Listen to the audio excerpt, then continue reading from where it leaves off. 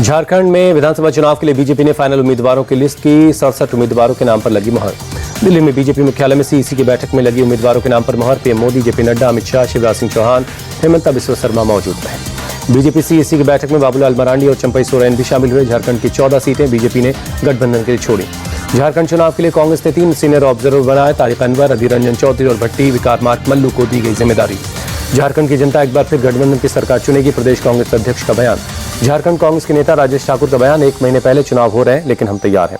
प्रियंका गांधी के वायनाड से लोकसभा उपचुनाव लड़ने पर यूपी के कांग्रेस प्रभारी अविनाश पांडे ने जताई खुशी। कहा, प्रियंका जी हमारी राष्ट्रीय नेता है और यकीन है कि वायनाड के लोग उन्हें आशीर्वाद देंगे।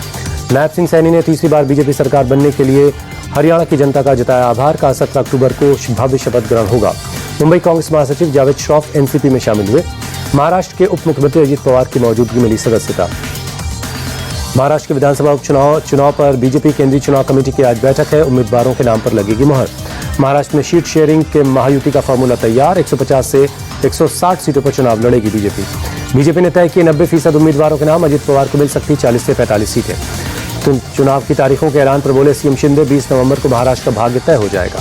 महाराष्ट्र विधानसभा चुनाव के लिए कांग्रेस स्क्रीनिंग कमेटी की आज बैठक है। उम्मीदवारों के नाम पर होगा मंथन।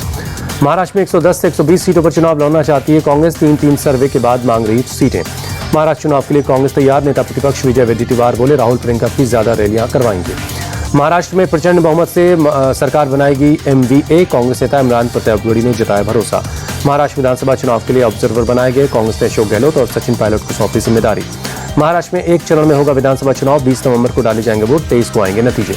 झारखंड में 2 फेज में होंगे चुनाव। 13 और 20 नवंबर को डाले जाएंगे वोट, 23 नवंबर को नतीजे आएंगे।